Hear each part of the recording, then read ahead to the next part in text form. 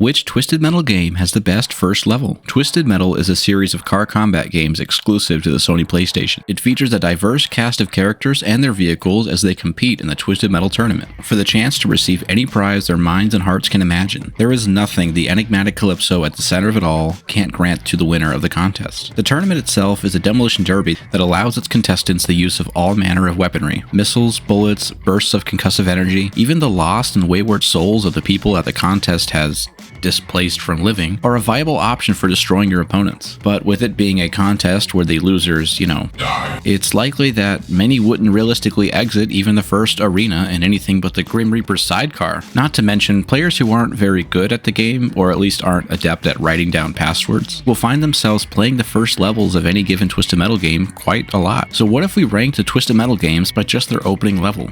I'll be judging these games only off of the experience that the game provides with its first stage, so don't be mad if your favorite game gets treated unfavorably. Number 8, Twisted Metal 1, Arena Duel. In Twisted Metal 1, the first thing players see when they fire up a new playthrough is this dinky little warehouse. The level is called Arena Duel, which is exactly what it is. From a design perspective, there's really nothing here, just a box with a few ramps and crates sprinkled in. I guess it does a good job at not overwhelming a player who, at the time of the game coming out, has never experienced anything close to this before, because Twisted Metal more or less invented the car combat genre, so players stepping into this for the first time had no context for what was going on. Putting them in a simple arena with only one other opponent is fair, but I'm not ranking these based on how fair they are. In a vacuum, is it good? No, not from a gameplay point of view, not from an aesthetic perspective, not even in a narrative way is it satisfying, as the game describes this level as one that is just a qualifying round for the real tournament. You don't even get to really compete in Twisted Metal in this level, so that's why it's at the bottom of the list, but from here on out the levels are actually pretty darn good. Number 7, Twisted Metal Head-On, Big Blue Stadium. Coming in as the second worst Twisted Metal starting level is Twisted Metal Head-On's Big Blue Stadium, which takes place in a baseball stadium where the opening battle for that year's tournament is joined by a musical guest, the new metal band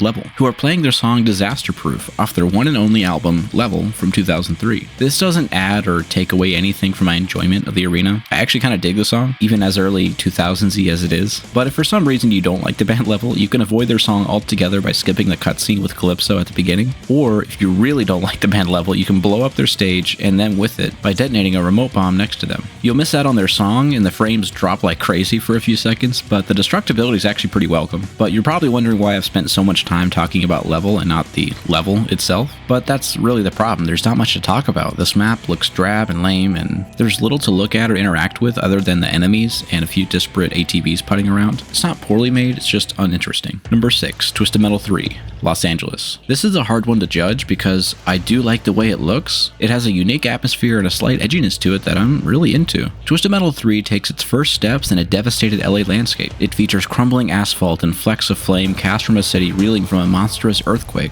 that offers an interesting, fun, and simple battleground to take on a couple of opponents. The only real downside is the game it takes place in. Twisted Metal 3 just doesn't feel good to play, in my opinion. I would enjoy just driving around and exploring if the controls weren't completely awful. As a pure battleground, it's set up fairly well, having 2 different levels to fight on, a lower flat underpass area, and a raised strip of freeway above it. But combat in Twisted Metal 3 is just not satisfying. It's clunky, weapons are either useless or a pain, so if I'm judging based on the experience playing these opening levels, it's hard to place this any higher because the gameplay is just so meh, despite the map being actually pretty good. Number 5, Twisted Metal 4, Construction Yard. So that brings us to the other 989 Studios game, and say what you want about these games, but given the extremely short development time and the fact that 989 Studios probably weren't especially thrilled to be forced to make them by Sony, it's a surprise they were even finished at all, let alone are actually not that bad. But that being said, the gameplay does still suffer from the same issues as Twisted Metal 3, clunky controls and weapons that leave you better off politely asking your opponent to explode instead of actually using them. However, it's less sluggish and clunky in Twisted Metal 4, and the weapons are at least slightly more useful.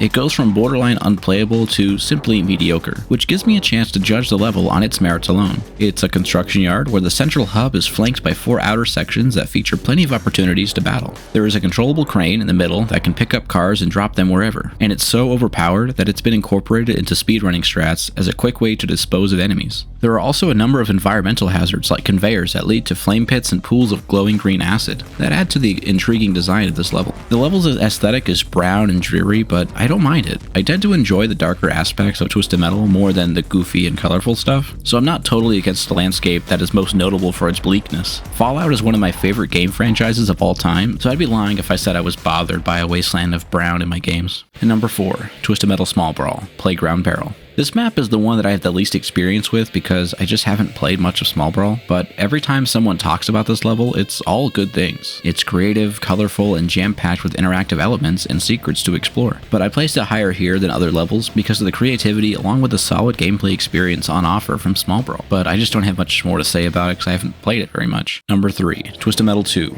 Los Angeles, Quake Zone Rumble. Twisted Metal 2 brings us back to LA in an absolute classic of a level. It's simple, just a highway ring surrounded by a middle area that contains a couple of destroyed buildings and a power station that can be damaged to get a hold of a few extra pickups. Twisted Metal 2 is one of the most beloved games not only in the series but of the entire PlayStation 1 generation, so this level gets to ride the success of the game and its place in the gaming scene. The music is iconic, the environment is colorful and exciting to look at, and the experience of taking out opponents is as satisfying as it gets in this franchise. It provides a decent combination of open areas to battle and close quarters action inside the tunnels of the freeway. The only thing keeping this from being higher is really just that I like other ones more, but this level is excellent and iconic. Number 2, Twisted Metal 2012, Sun Springs, California. There are many ways to criticize Twisted Metal 2012, like its lack of a traditional single-player mode with characters tied to specific vehicles, and the broken online component that is now officially offline. But the one thing you can't help but give credit to is its map design. Sun Springs, California is no exception by far. This sun-soaked suburb is highly destructible, littered with details and secret areas to discover, and an absolute joy to play on. It flows well despite being massive. It was the first map I ever played on Twisted Metal 2012,